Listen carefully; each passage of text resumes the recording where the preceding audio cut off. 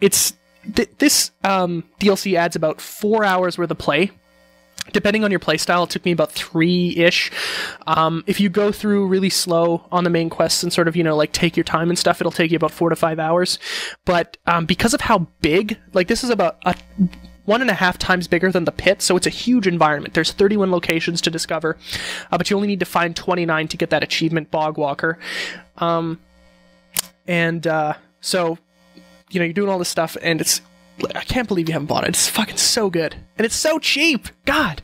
They know how to do DLC so bad. Piss me off. You get a bunch of new... Anchorage is a pain in the ass, but I kind of still like it. But there's a bunch of new weapons, but they're really not better than anything you have already. You get a double-barreled shotgun, which, if you have a high enough repair skill and you repair it to 100%, can do about 96 damage per shot. Mine does about 90-ish. But, actually making a round count into somebody's face is really hard. For some reason, it doesn't do as much damage as it says. It might be a bug or something. You get shovels, axes, fishing poles, which is weird, but it's a special fishing pole that's been cut down. The lever-action rifle is my favorite weapon. You get a special edition of that called the Blackwater rifle later on. And then this thing called the microwave emitter, which is basically a mesmetron, but it shoots... This guy does not know how to spell rifle to save his own ass. Whatever. So I'm not staring at this for like... You've been looking at them because I can't spell the word rifle? I'm sorry, I think rifle. It's EL. Fucking sue me. Rifle. Shut up. It sounds right. I'm not a very good speller. Clearly. I'm gonna be honest. And you went to school and did better than me. Everybody did better than you. Who are you? Not everybody. Okay, a lot of people. The microwave emitter is basically basically exactly the same as the mesmetron, but it shoots out these microwaves basically and burns people up. It's kind of cool, but it's not really all that interesting. Is it as big as awkward as the mesmetron? Cause it's actually really small and compact. I like popping people's heads with the mesmetron. I just don't like holding it because it takes up huge amount of the screen. Your screen, you're like the Tesla cannon. You have to tilt your head down so you can see where you're going. You're like, aha! Yeah. It's just no, it's like it almost looks like a one-handed gun, but you have to use both hands. It's like a really tiny little thing. But it's not really that much fun to use. It's like, man, I don't really give a shit that much. This is definitely my favorite DLC so far. The environment's awesome. It gives you a hell of a lot to explore. And the next and final DLC for Fallout 3, Mothership Zeta, is coming out. Broken Steel supposed to be the final? Kind of. Well, I guess final for the main quest line. But as far as I know, this is going to be the last DLC, but I mean, they could put out more. Right. There's really nothing stopping them. But it's coming out in August, and I'll for sure buy that one. And you actually kind of want to buy it as well. I want my alien blaster. Yeah, so I'm really excited for that. Bethesda really knows how to do DLC when it comes to the Xbox 360. They were saying previously, the PS3 has none. Even with Oblivion, they had lots of DLC. I mean, it wasn't as in-depth as... Shivering Isles? Yeah. Well, they had Shivering Isles, but they also had, the little packs you could buy that would give you the castles to explore and shit. Oh, yeah. They weren't as in-depth in Oblivion, but they were pretty solid then, so this is just kind of a next step for them. Yeah, these guys really know how to treat people who buy their games, and me being just a ridiculous fan of this game right now. I mean, I've always loved Fallout. I've loved... this is definitely my favorite Fallout game, even though the older ones were quite a bit better. But Fallout 1 is still just... God, if you have not played that game, find it somewhere and play it, because it is fucking awesome. It is so good. But for people who own the PlayStation, they're pretty much screwed right now. They're getting shafted big time if they bought Fallout 3, because the only DLC they have available is Broken Steel.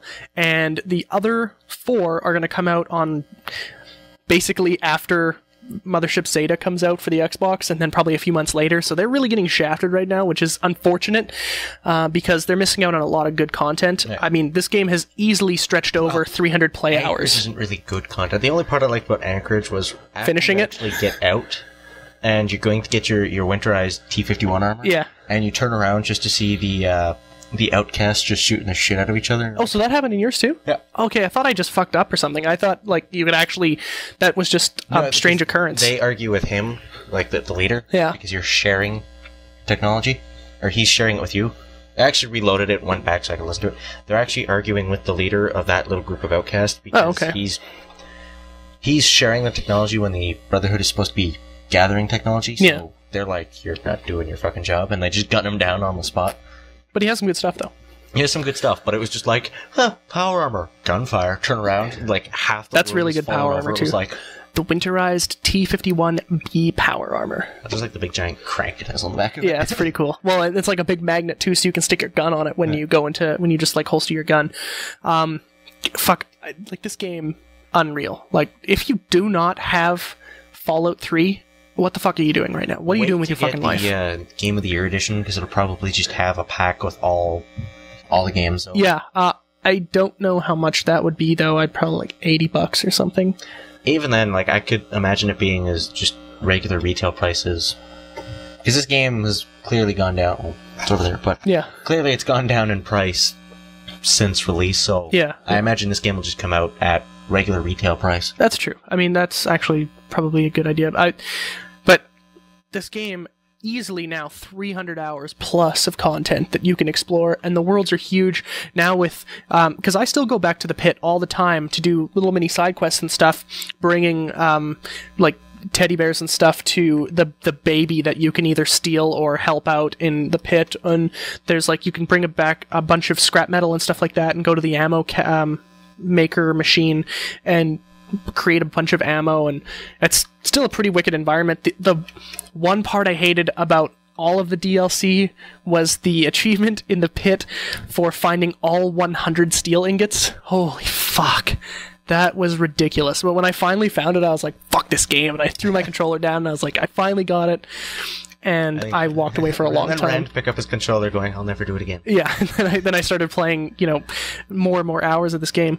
But I can't say enough about it. It definitely is worth the $10, by far. Best $10 you're spent in a long time. Yeah. Just don't buy Anchorage. Any of the other ones, buy them, but don't buy Anchorage. Yeah, you should probably avoid Anchorage if you're just a casual Fallout 3 player, because it'll really piss you off. Because if you fail, you die. It took me up till, from the release of Anchorage till now, just to actually get the nerf. Yesterday! You fucking beat it yesterday! Yeah. God, and then you treated it like it was some sort of big, I finally beat Anchorage. I'm like, congratulations! It's 2.5 hours of gameplay. Hey, I know people who have actually, stopped playing Fallout because of Anchorage. That's true. His buddy actually ended up selling his game because Anchorage pissed him off so much, which is a shame. But I can actually kind of side with that, because if you're not as diehard as me about this game, Anchorage that one will really piss you off. What makes Fallout 3 so fun, and that's the free roaming. You can do whatever you want, take whatever you want. Yeah. And they're just like, no, you have to follow this linear path. It's super linear too. You just have to follow this linear path, and anything you can pick up, you either can't, or anything you can loot just dissolves when you kill them. Yeah. So, but that's Fallout 3. Point Lookout, gotta get it, so good. And that's our show for this week. Please rate, comment, and subscribe to our channel. We're actually doing a little bit better than we thought we would by now. Our wow, I wish I could cut that out, but I'm too lazy. Our video games live coverage has actually probably been some of our most popular videos in the last little while, so definitely check those out if you want. Subscribe to our channel, comment, rate, subscribe, do whatever you want. And if just give us something. Yeah, and if you have any suggestions you want us to review a specific game, just email us. It's thebonustage09@gmail.com. But that's our show for this week. I'm Jeff Ward. I'm Tom Higgins. And we'll see you later. You didn't. I thought you were going to say it this time. I was thinking of something. You should have. I was like, what should I say? What can I say? What show ends like that? Well, I thought you were just going to say, this old house again. I was like, you fucker.